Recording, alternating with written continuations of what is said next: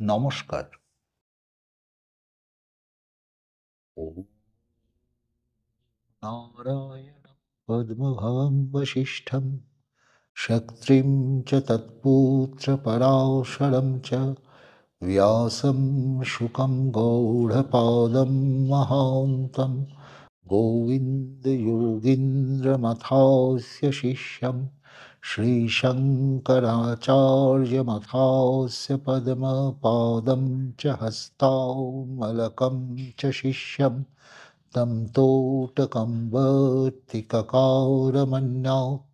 अस्मद्गुरौ सन्ततमानतोऽस्मि। ॐ पार्थाय प्रतिबोधितं भगवता नारायणेन स्वयं व्यासेन ग्रथिता पुराणमुनिना मध्ये महाभारतम् अद्वैतामृतवर्षिणीं भगवतीम् अष्टादशाध्यायिनीम् अम्ब वामनोऽसन्दधामि भगवद्गीते भगवद्वेषिणीम् वसुदेवसुतं देवं कंसचाणूरमर्दनं देवकी परमानन्दं कृष्णं वन्दे जगद्गुरुम्। अथ श्रीमद्भगवद्गीता तृतीय अध्याय कर्मयोग। এর আগে শ্রী ভগবান আমাদেরকে বলেছিলেন যে কিভাবে অজ্ঞানীদের চলা উচিত এবং জ্ঞানী ব্যক্তিরা কেন, আত্মজ্ঞ ব্যক্তিরা কেন এই কর্ম শৃঙ্খলে আবদ্ধ থাকেন না, কিন্তু সেই কর্মশৃঙ্খলে আবদ্ধ না থাকলেও তাঁরা অজ্ঞানীদের সমাজের কল্যাণার্থে কখনোই সাধারণ মানুষকে কর্মে নিরুৎসাহিত করেন না। তাঁরা নিজেরা নিরলসভাবে কাজ করতে থাকেন এবং অন্য সবাইকেও কল্যাণকর কাজে যা তাদের নিজেদের উদ্বুদ্ধ করবে, যা মানুষের ভালো করবে সেরকম কাজে তাদেরকে ক্রমাগত উৎসাহিত করে। আজকে আলোচনা হচ্ছে যে এই অজ্ঞান, এই ভ্রান্তি, এটি কি, কেন এবং কোথায়? এটি খুব গুরুত্বপূর্ণ প্রশ্ন মননের জন্য। ২৭ নম্বর শ্লোক, তৃতীয় অধ্যায়ে, প্রকৃতিঃ ক্রিয়মাণানি গুণৈঃ কর্মাণি সর্বশঃ অহংকার বিমূঢ়াত্মা কর্তাহমিতি মন্যতে। প্রকৃতির ৩ গুণ, ত্রিগুণাত্মিকা প্রকৃতির ৩ গুণ শরীর ইন্দ্রিয় সংঘাতে পরিণত হয়ে সমস্ত কর্ম সম্পাদন করে। কিন্তু যারা অহংকার দিয়ে নিজেকে ঢেকে ফেলেছেন, নিজের দৃষ্টিশক্তিকে ঢেকে ফেলেছেন, তারা মনে করেন আমি এই কাজ করছি বা আমি কর্তা। এখানে একটি কথা আমরা একটু জেনে নেব, যেটা পরবর্তী সময়ে গিয়ে গুণত্রয় বিভাগ যোগে আরো বিস্তৃতভাবে শ্রী ভগবান ব্যাখ্যা করবেন। প্রকৃতি ত্রিগুণাত্মিকা। আপনি যা কিছু দেখছেন, শুনছেন, বুঝছেন, অনুভব করছেন, এই সমস্ত কিছুই এই ত্রিগুণাত্মিকা প্রকৃতির অন্তর্গত। প্রকৃতি হচ্ছেন ব্রহ্ম শক্তি, যার দ্বারা ব্রহ্ম প্রকাশিত হয়েছে। নিষ্ক্রিয় নিরবয়ব ব্রহ্ম প্রকাশিত হয়েছে। ব্রহ্মের মতোই এই ব্রহ্মশক্তি তথা প্রকৃতি অনাদি অনন্ত, অর্থাৎ এটি ব্রহ্মের প্রকাশিত রূপ, যা আপনি এই জগৎ সংসার বিশ্ব ব্রহ্মাণ্ড হিসেবে আপনার চোখের সামনে দেখতে পাচ্ছেন। এই প্রকৃতির একটি অংশ হিসেবে আপনার শরীরও, আপনার মনও, আপনার অহংকার, আপনার বুদ্ধি, এই সবকিছুই এই প্রকৃতিরই অন্তর্গত। এবং এই প্রকৃতি হচ্ছেন ত্রিগুণাত্মিকা, অর্থাৎ সত্ত্ব, রজ এবং তম, এই তিন গুণের সমাহার। এই তিন গুণ ব্যতীত প্রকৃতি আর কিছুই নন, তাই ত্রিগুণ আত্মিকা প্রকৃতি, এইভাবে প্রকৃতিকে বর্ণনা করা হয়। উনি বলছেন, শ্রী ভগবান বলছেন যে এই ত্রিগুণাত্মিকা গুণেরই একটি প্রকাশ এই শরীর, মন, বুদ্ধি, অহংকার আদি ইন্দ্রিয় আদি, যার দ্বারা এই সমস্ত কিছু কাজ মানুষ করে। অর্থাৎ মানুষ যা জিনিস দিয়ে কাজ করে এবং যা দিয়ে কাজ করে এবং যেখানে কাজ করে, এই সব কিছুই ত্রিগুণাত্মিকা প্রকৃতির অন্তর্গত। কিন্তু আমরা মনে করি আমি করছি, অহং কর্তা, আমি কর্তা। এই বোধটির জন্যেই এই সমস্ত কাজের দায়ভার আমাদের ঘাড়ে চাপে এবং সেই কাজের ফল হিসেবে যে সুখ দুঃখ আদি, সেটি আমাদের ভোগ করতে হয়। কারণ আমি কর্তা, আমি যদি করে থাকি তাহলে ভুগতেও হবে আমাকে, আমিই ভোক্তা হব। আমি যদি কর্তা না হতাম তাহলে আমাকে সেই কর্মের ফল ভোগ করতে হতো না, আমি ভোক্তা হতাম না। এখন কথাটা হচ্ছে যে এটা কিভাবে হয়, কেন হয়, এটা বলছেন। বলতে গিয়ে ২৮ নম্বর শ্লোকে বলছেন, তত্ত্ববিত্তু মহাবাহো গুণকর্ম বিভাগয়োঃ গুণাগুণেষু বর্তন্ত ইতি মত্বা ন সজ্জতে। হে মহাবাহ, সত্ত্বগুণের পরিণামে চক্ষু, কর্ণ, ইন্দ্রিয় সকল, তমগুণের পরিণাম রূপ, রস আদি বিষয় সকলে প্রবৃত্ত আছে। কিন্তু আত্মা নিঃসঙ্গ, এই জেনে গুণবিভাগ ও কর্মবিভাগের যথার্থ তত্ত্বজ্ঞ কর্তৃত্বাভিমান ত্যাগ করে। এটার অর্থ কি হলো? এই যে ত্রিগুণের কথা বলছিলাম, এই ত্রিগুণের তিনটি রূপ আছে। সত্ত্বগুণ হচ্ছে প্রকাশাত্মক,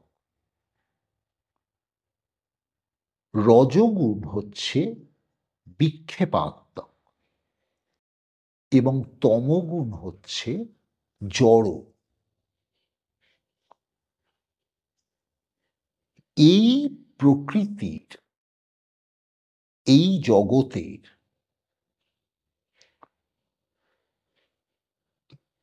যা কিছু হয়েছে সেটি আমাদের পাঁচটি জ্ঞানেন্দ্রিয়ের যে সমষ্টি আমাদের কাছে যা প্রকাশ করে তাই হচ্ছে জগৎ। এর বাইরে কোনো জগতের অস্তিত্ব আমাদের কাছে নেই। আমাদের চোখ, কান, নাক, জিভ, চামড়া এই ৫ জ্ঞানেন্দ্রিয় আমাদেরকে যে জগৎ দেখায় সেটিই আমাদের কাছে জগৎ। এছাড়া জগতের কোনো অস্তিত্ব আমাদের কাছে নেই। এই যে জ্ঞানেন্দ্রিয়গুলি, এগুলির দ্বারা এবং এগুলির কাছে জগৎ প্রকাশিত হচ্ছে। সেই জন্য এগুলি সত্ত্বগুণের পরিণাম। কারণ সত্ত্বগুণের মূল ধর্ম হচ্ছে সত্ত্বগুণ প্রকাশক। এবং যে পঞ্চমহাভূত দ্বারা এই জগৎ গঠিত হয়েছে, অর্থাৎ যা এই ইন্দ্রিয়দের কাছে প্রকাশিত হচ্ছে, সেগুলি কি? সেগুলি হচ্ছে এই পঞ্চভূতের ৫টি তন্মাত্র: শব্দ, স্পর্শ, রূপ, রস, গন্ধ।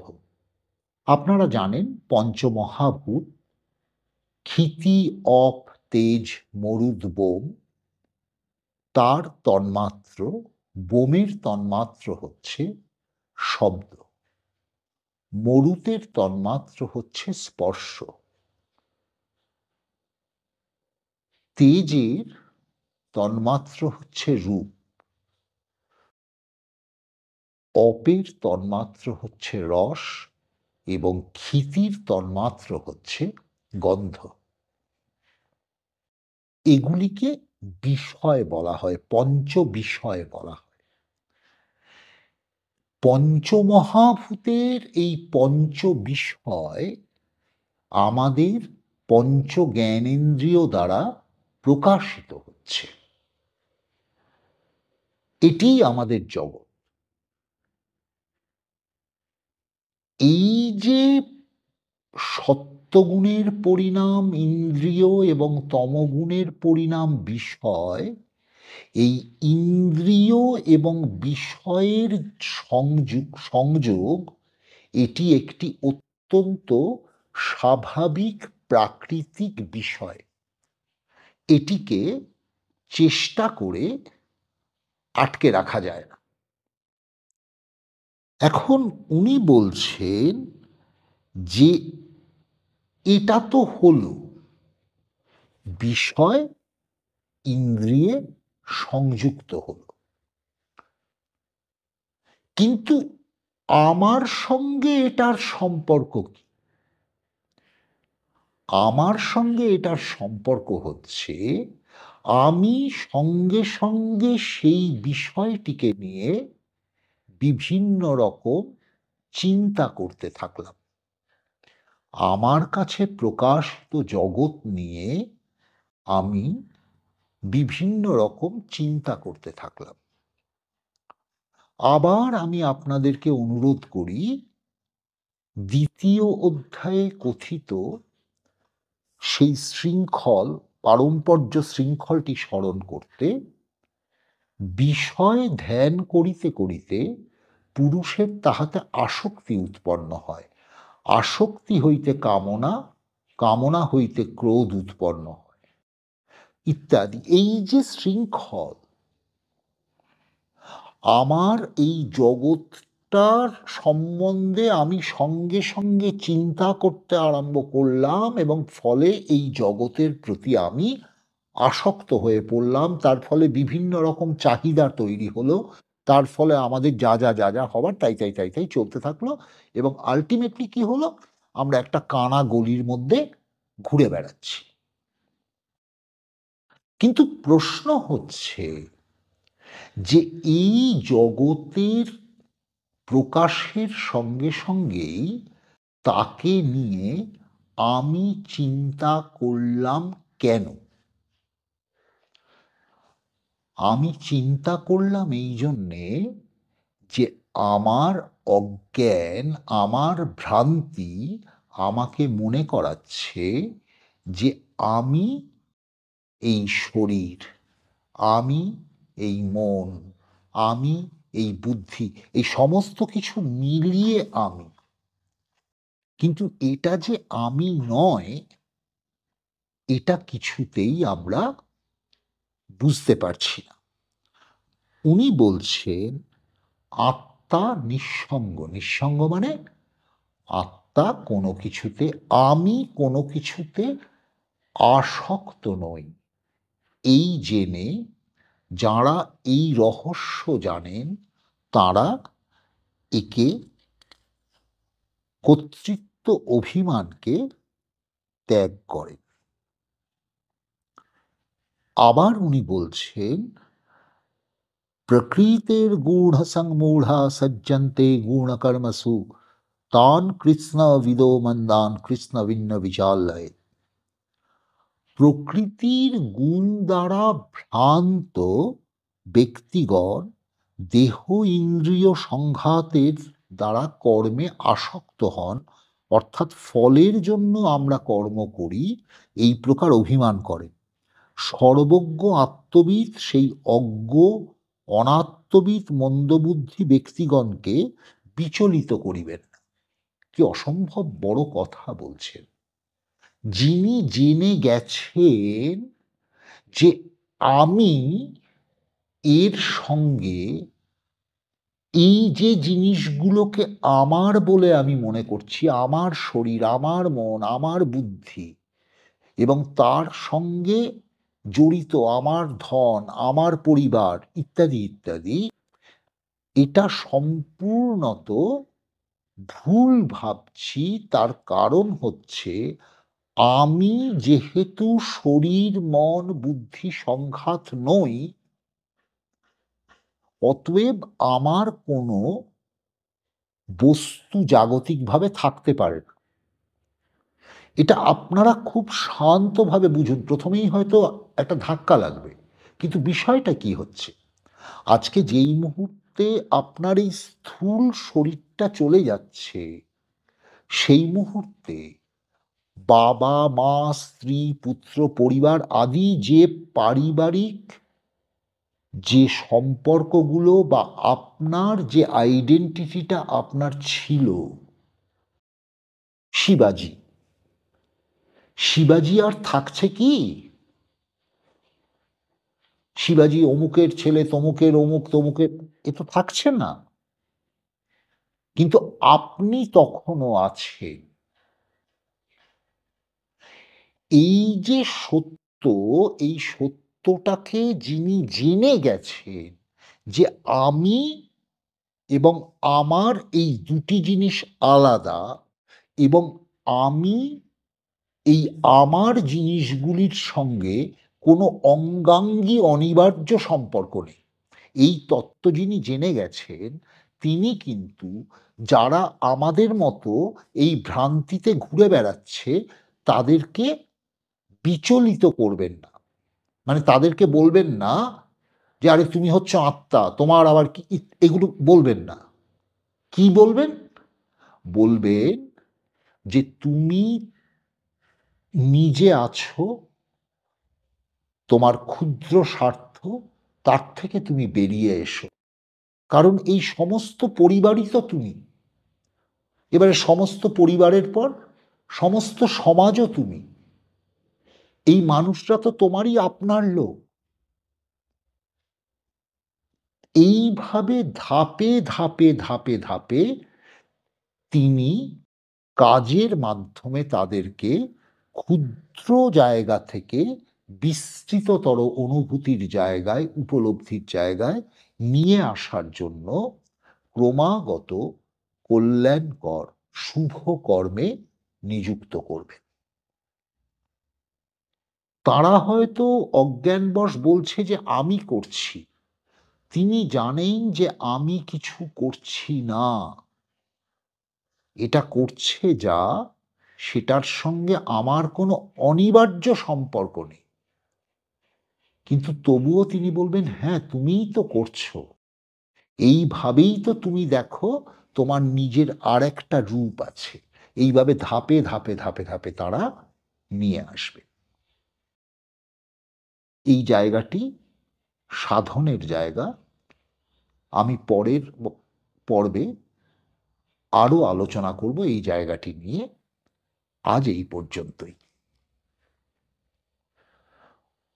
ॐ शान्ताकारं भुजगशयनं पद्मनाभं सुरेशं विश्वाधारं गगनसदृशं मेघवर्णं शुभाङ्गं श्रीलक्ष्मीकान्तं कमलनयनं योगिभिर्ध्यानगम्यं वन्दे विष्णुं भवभयहरणं सर्वलोकैकनाथम्। ॐ शान्तिः शान्तिः शान्तिः। हरिः ओम तत्सत्। श्रीरामकृष्णार्पणमस्तु।